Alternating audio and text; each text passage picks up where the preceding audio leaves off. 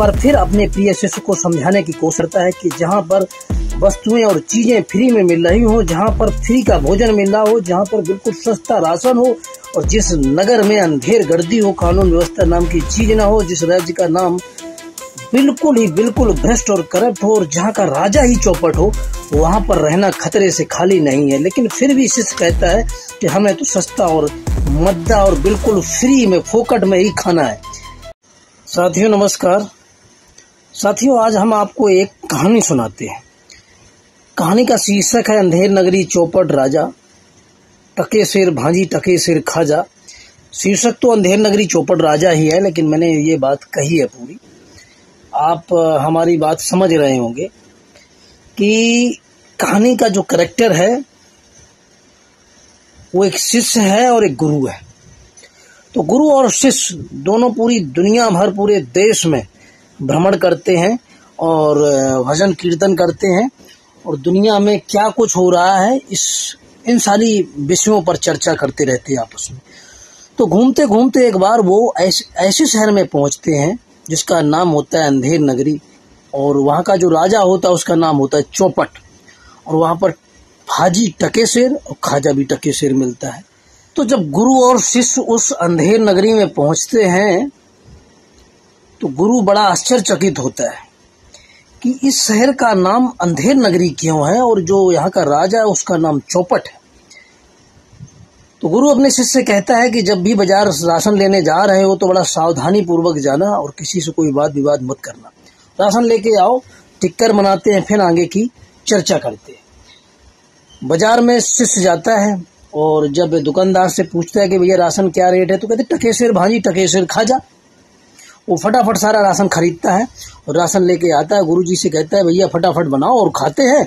और गुरु कहता है चलो बनाओ खाओ। जब बना खा लेते हैं, इसके बाद गुरु कहता है कि यहाँ पे चीजें बहुत सस्ती हैं। शिष्य कहता है दुनिया भर के हमने तमाम देश देखे, दुनिया की जगह देखी, लेकिन इतना स्वादिष्ट और सस्ता खाना हमें कहीं नहीं मिला है।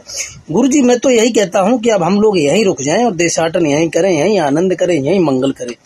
तो गुरु शिष्य को समझाते हैं कि भैया जहाँ पे दुनिया भर की वस्तुएं सस्ती हो, और जिस शहर का नाम अंधेर नगरी हो, और जो वहाँ के राजा का नाम चौपट हो, तो वहाँ पर कानून व्यवस्था बिल्कुल अस्थिर होती है। ऐसी जगह पर रहना क्या, इस जगह पर तो एक भी पल भी रहना हमारे लिए खतरे की घंटी है, और हमें यहाँ नहीं रुकना चाहिए। शिष्य कहता है गुरुजी आपको जहाँ भी जाना हो आप जा सकते हैं, लेकिन मैं तो अब इसी शहर में रहूंगा और यहीं पे अपना जीवन यापन गुजारूंगा। बहुत सारी बातें होती, लेकिन गुरु कहता है कि यहाँ से हमें जाना चाहिए। शिष्य कहता है कि नहीं, हमें यहाँ पर ही रह के अपने जीवन का आनंद लेना चाहिए। साथियों वाद विवाद होता है, बहस होती है। गुरु कहता है ठीक है, अगर तुम्हें यहीं रहना है तो तुम यहीं रहो, और हम कल सुबह यहाँ से चले जाएंगे। साथियों इस तरीके से इनकी आपस में वार्तालाप होती। गुरु जाने को तैयारी करता है। दिन जब गुरु जाने की तैयारी करता है तो एक बार फिर अपने प्रिय शिष्य को समझाने की कोशिश करता है कि जहाँ पर वस्तुएं और चीजें फ्री में मिल रही हो, जहाँ पर फ्री का भोजन मिल रहा हो, जहाँ पर बिल्कुल सस्ता राशन हो, और जिस नगर में अंधेर गर्दी हो, कानून व्यवस्था नाम की चीज ना हो, जिस राज्य का नाम बिल्कुल भ्रष्ट और करप्ट हो, और जहाँ का राजा ही चौपट हो, वहाँ पर रहना खतरे से खाली नहीं है। लेकिन फिर भी शिष्य कहता है कि हमें तो सस्ता और मद्दा और बिल्कुल फ्री में फोकट में ही खाना है। इस प्रकार से गुरु अपने देशाटन के लिए निकल जाता है और शिष्य वहीं पर रहकर आराम से बढ़िया खा खू के मोटा तंगड़ा। लेकिन साथियों एक दिन कोई व्यक्ति उस शिष्य पर आरोप लगा देता है कि इसने हमारी चोरी कर ली।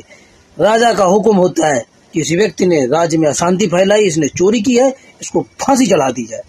साथियों उसी समय शिष्य को गुरु की याद आती है, और जब गुरु गया था उसने कहा था जब मुसीबत में हो मुझे याद करना।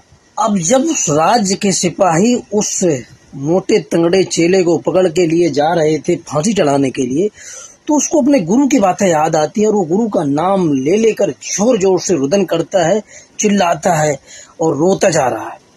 तभी गुरु उस दूसरे देश से देशाटन कर रहे थे, उनको याद आया कि यार मेरा शिष्य काफी दिनों से मिला नहीं है, चलो देखते हैं शिष्य की क्या कंडीशन है।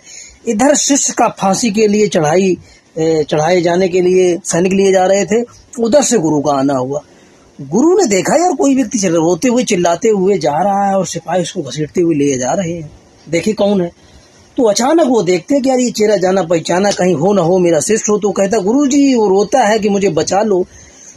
तो गुरु कहते हैं कि कहो मैंने तुमसे कहा था कि जहाँ पर हराम का भोजन हो, जहाँ पर सस्ती वस्तुएं हो, वहाँ पर कानून व्यवस्था कुछ ना हो, जहाँ का राजा चौपट हो, वहाँ पर एक तिल सेकंड के लिए नहीं अपने शिष्य को उन्हीं बातों का स्मरण कराया। तो साथियों, आगे क्या हुआ गतांक में आगे किसी समय फिर हम आपको ये जो कहानी है सुनाएंगे। लेकिन कहने का, पूरी कहानी का अभिप्राय समझ में आया है कि जहाँ पर आपके अधिकारों की बात ना हो, जहाँ पर कानून व्यवस्था ना हो, जहाँ पर आपको फ्री का खाना मिले, फ्री का भोजन मिले, फ्री का राशन मिले, नाम मात्र का सस्ता भोजन मिले, और जहाँ पर शिक्षा में दोहरी नीति हो, अमीर के लिए अलग शिक्षा और गरीब के लिए अलग शिक्षा हो, जहाँ पर आपको सिर्फ खाने पीने के लिए सस्ता राशन मिले और शिक्षा और आपको रोजगार ना मिले, वहाँ के राज्य व्यवस्था, वहाँ की कानून व्यवस्था कैसी होगी, ये आप अच्छी तरीके से समझ सकते हैं। कहानी हमें यही सीख देती है कि हमें शिक्षा, स्वास्थ्य, रोजगार चाहिए, न्याय चाहिए, कानून चाहिए, फ्री का भोजन नहीं चाहिए, क्योंकि जहाँ फ्री का भोजन होता है वहाँ अन्याय, अत्याचार होता है, भ्रष्टाचार होता है।